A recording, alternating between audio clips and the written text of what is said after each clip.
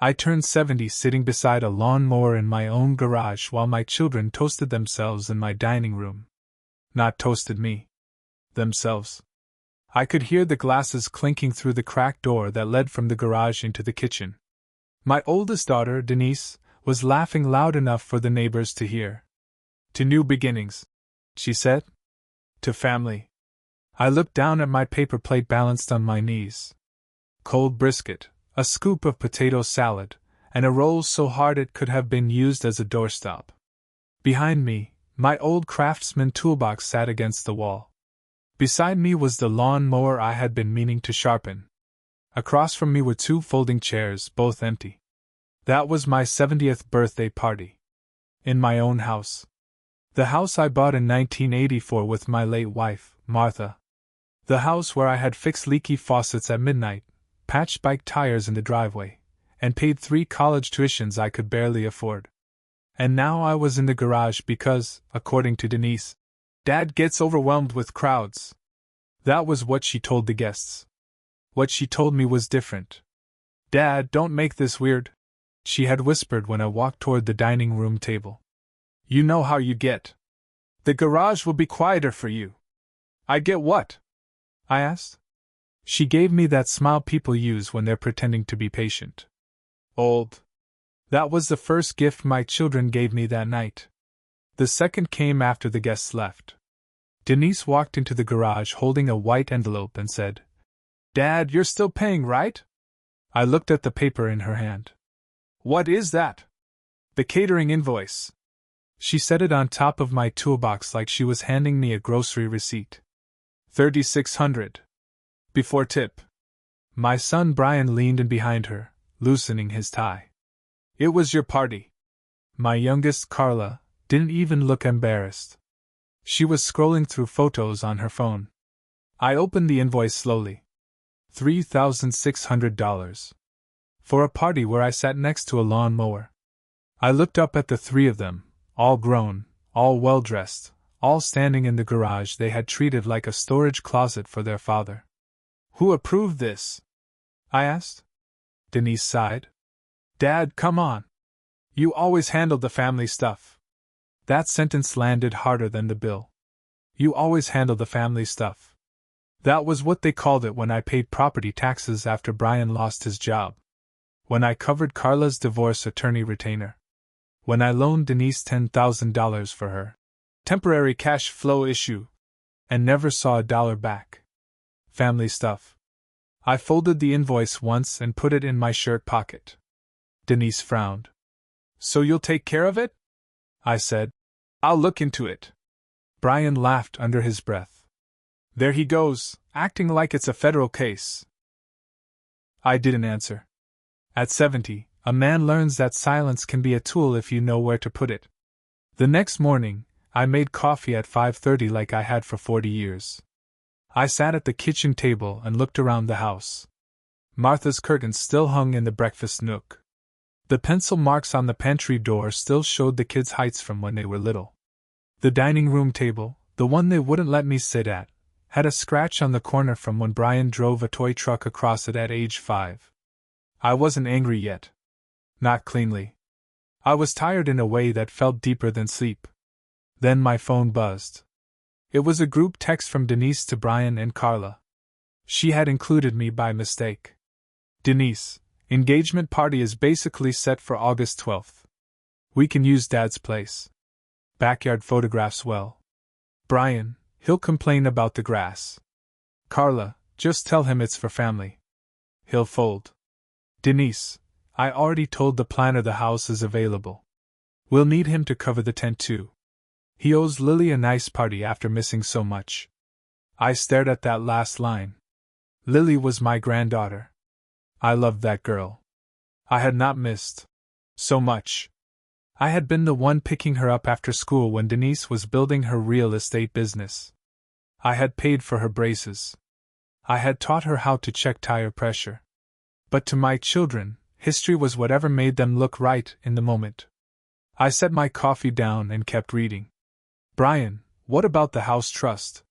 Didn't Mom leave it to all of us?" "Denise, eventually. Dad won't sell." He likes feeling needed. Carla, he does like paying for things. That was when the anger came. Not hot. Not loud. Cold. The kind of anger that makes your hands steady. I took screenshots of the entire conversation. Then I went to the file cabinet in my office and pulled out the blue folder marked House Trust. Martha and I had set it up when she got sick. She was the practical one.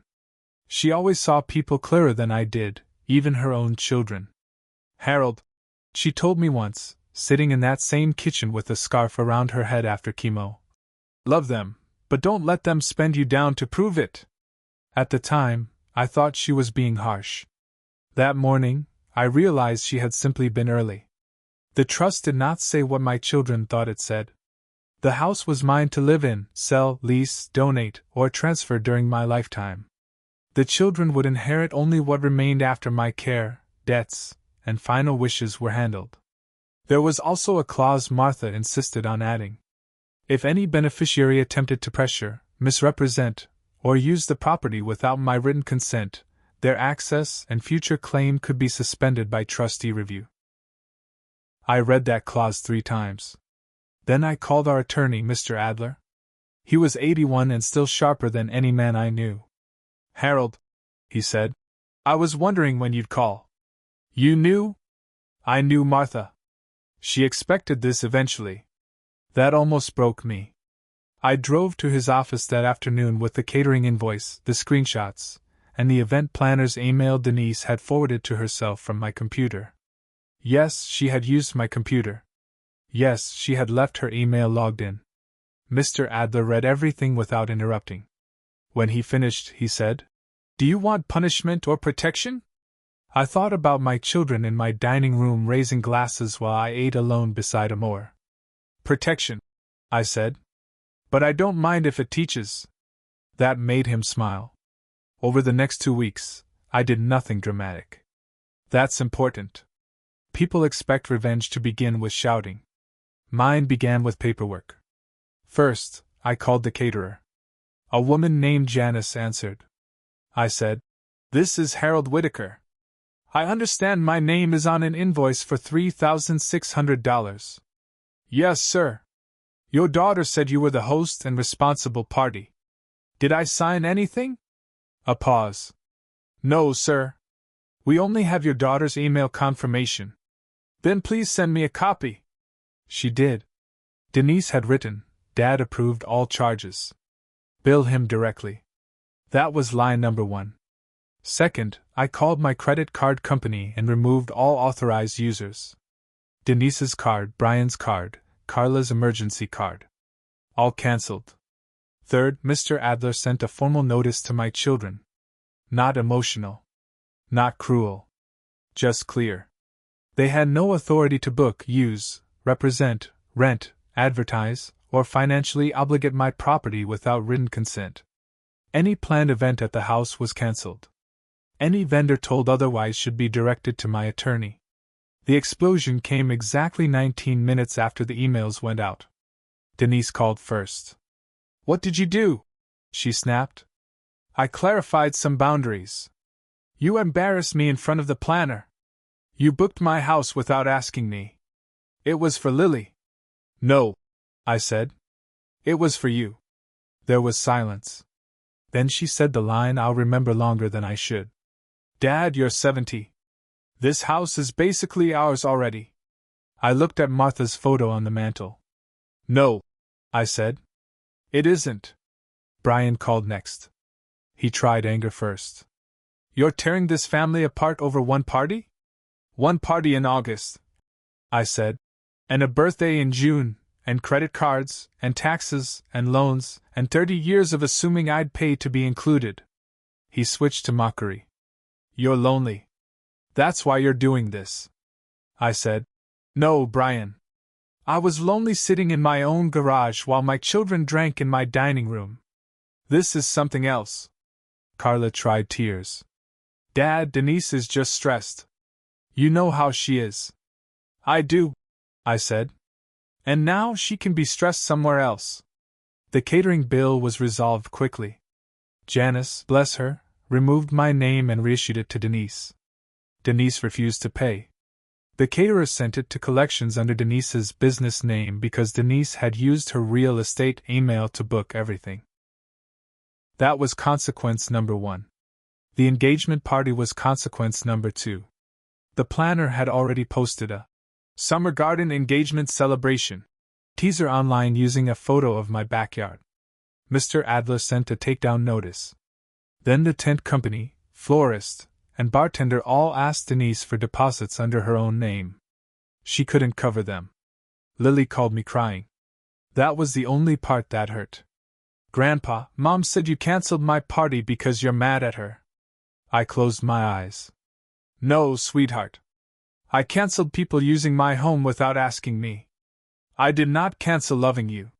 She was quiet. Then she whispered. Mom said you were being selfish. I know. Were you? No, I said. But sometimes people who benefited from your silence call it selfish when you finally speak. A week later, I took Lily to lunch. I gave her a check made out directly to the community center she wanted to use for a smaller engagement party. Not to Denise. Not to the planner. Directly to the venue. Lily hugged me so hard my ribs hurt. That was the moment I knew I was doing the right thing. But the real revenge, if you want to call it that, happened in September. Mr. Adler introduced me to a nonprofit foundation that provided housing and support for disabled veterans. I had run an auto repair shop for 38 years. Half my best customers were veterans.